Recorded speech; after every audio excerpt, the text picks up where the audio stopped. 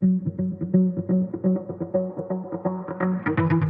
now on Denver 7 News at 6, an Army training site in Colorado is about to become our country's newest national monument. And it was the perfect location for numerous reasons for the 10th Mountain Division for their training. We're taking a closer look at the history of Camp Hale ahead of President Biden's visit today. Taking the stigma out of food support. The new program Denver is offering to let families shop at neighborhood grocery stores like the one behind me.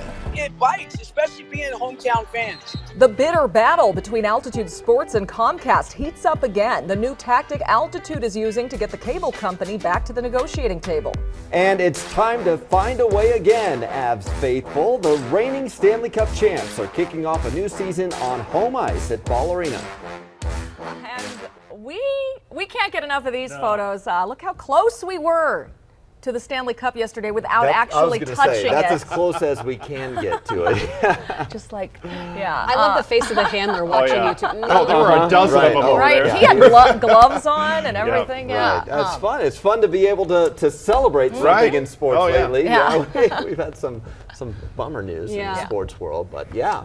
Avs start their season today trying to defend their title. It's amazing how short the off season is when you go all the way to the Stanley Cup Finals. We're right back at it. Feels like yesterday. No one's complaining though, right? No. No. It's going to be beautiful too. If you're heading out downtown this afternoon for maybe one of the watch parties, we're going to see 70s. It won't be as windy as yesterday, but it is going to be a little breezy. We'll talk more about that coming up. Right now, 30s and 40s out there. Actually a little chilly in some spots. Your exercise forecast this morning, extremely comfortable through mid-morning. We'll get to about 60 degrees by 10 o'clock and then near 70 here right around 12 to about 1. So highs this afternoon will be in the low to mid 70s. We have Denver at right around 74, upper 60s near Parker and Castle Rock, and then some low 70s north from Erie to Fort Collins. Some pretty nice conditions. And again, wind speeds have been a little bit gustier up and through the foothills and mountains this morning.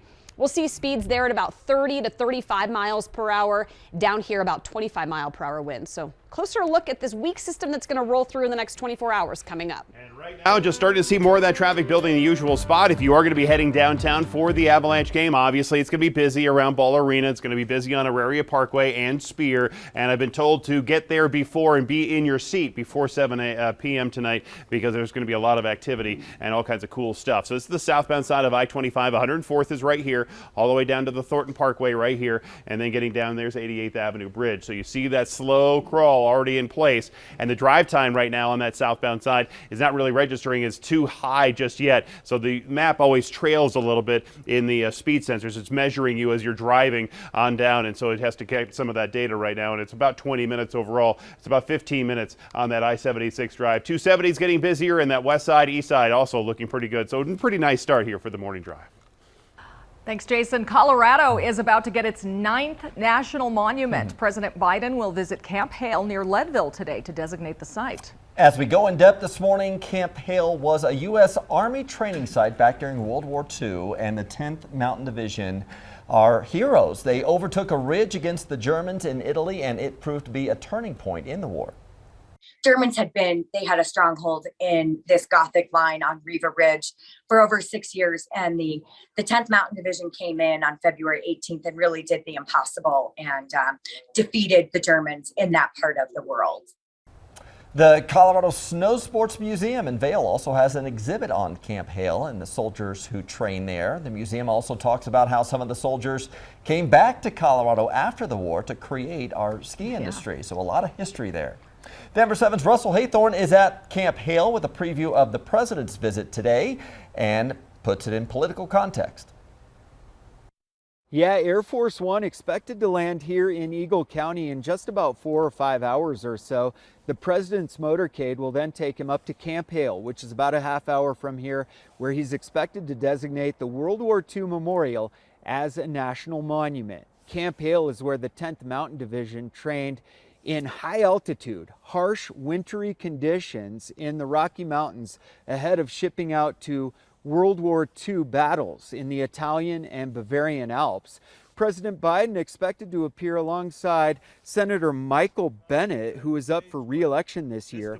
It is no coincidence Biden is making this designation 1 month ahead of the midterms. That's because Bennett finds himself in a race for re-election that some say is more competitive than expected. This is part of a western swing for Biden, which also takes him to California, Nevada, and Arizona. Some have argued against the designation of Camp Hale as a national monument because they say it will prevent future oil and gas drilling as well as mining operations on that land.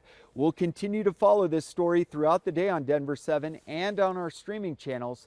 For now, we're in Avon. I'm Russell Haythorne. Back to you guys.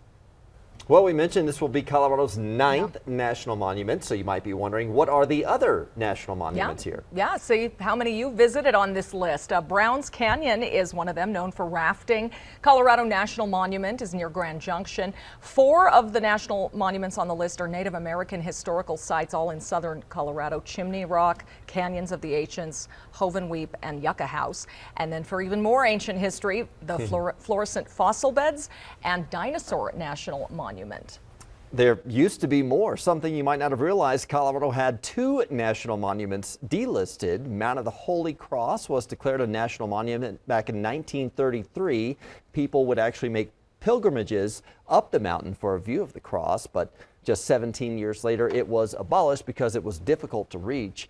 Wheeler Geologic Area near Creed is also an interesting formation made from layers of volcanic ash. It was a national monument from 1908 to 1950, but downgraded also because it is too difficult to access. You have to hike 16 miles round trip or drive over the rough terrain. Ahead of his visit to Colorado, President Biden is weighing in on the war in Ukraine. Last night on CNN, the president now says he does not think Russian President Vladimir Putin will use nuclear weapons on the battlefield. I think he is a rational actor who's miscalculated significantly. Quite a turnaround, because you might remember just a week ago, the president warned the risk of nuclear Armageddon was at its highest level in 60 years. And the whole point I was making was it could lead to just a horrible outcome. And not because anybody intends to turn it into a world war or anything, but it just, once you use a nuclear weapon, the mistakes that can be made, the miscalculations, who knows what would happen. The president's comments last night came as Ukraine's biggest nuclear power plant has lost all external power. It's the second time this has happened in the past 5 days. Demand, we know, is at an all-time high for food assistance right now. Grocery prices are rising. They're up more than 13% from a year ago with inflation. The pandemic and job market have also added to struggles.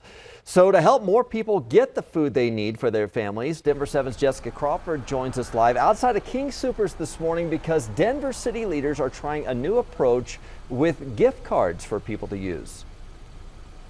That's right. So even with things like inflation, we might take for granted being able to go to our neighborhood grocery store like this one, for the most part, pick out whatever food we want anytime we want to. Well, this gift card program will open up that ability for more people. This comes from COVID relief funds, and the city of Denver thinks that it could help thousands. But first, you have to qualify. So what do those qualifications look like? So there are income restrictions for people who are single. That means they can make no more than $27,000 per year. For families of 4, it's limited to an income of $55,000. The cards are on a first-come, first-served basis, and here's how you can get one. Denver residents can apply right now on the city's website or by calling 720-944-3080. You can also email DHS Inflation Relief at denvergov.org. If you're eligible, then Denver Human Services staff will reach out to you next week so that you can pick up your gift card by walk-up at one of their locations. If you don't get a gift card, then help is still available to you at the DHS Mobile Food Pantry or at a number of upcoming events. So there are going to be 3 throughout this month. The city is going to be giving out 8,000 boxes of food at those events. There is one happening this Saturday and others taking place throughout the month. Now, if you're still in need of food assistance, then you can reach out to DHS, and you can do so at the number 1-800-536-5298. Live in Denver, I'm Jessica Crawford, Denver 7. Very helpful. Thank you, Jessica. And as people perhaps struggle to put a roof over their heads, you can apply to Denver's Basic Income Project. That program will award varying amounts of cash to 820 homeless individuals or families in Denver. The hope is to shorten the timeline to get into stable housing or find steady employment. The Colorado Coalition for the Homeless will track how people use that money. The application process is open through November 3rd. Well, the Avalanche open their season tonight. Exciting time. They'll be celebrating, of course, their Stanley Cup championship from last season. If you are not at their games, though, you might not be able to see them much. An ongoing dispute, of course, between Comcast and Altitude TV has kept Avs and Nuggets games, among others, off of the cable service. Altitude just launched a new campaign to up the pressure on Comcast. Check this out. A digital billboard that will be placed on the side of a truck, counting down the days since Comcast has not responded to the latest offer from Altitude. An online petition demanding Comcast carry Altitude Sports has already received more than 50,000 signatures. Dr. Kelly Evans is a professor of sports management at MSU Denver and told us she thinks ultimately this could hurt Comcast. In this context, I think we're really going to see fans start to speak up and start to call people and start to cut the cable and leave Comcast behind if they can't reach a negotiation. We emailed Comcast and they said Altitude's position requires nearly every Comcast customer in Denver to pay more in fees. They want to distribute Altitude's content in a way that avoids raising rates. Could you see The Rock in the White House? Why, the famous actor and wrestler says he is putting off his presidential ambitions for now.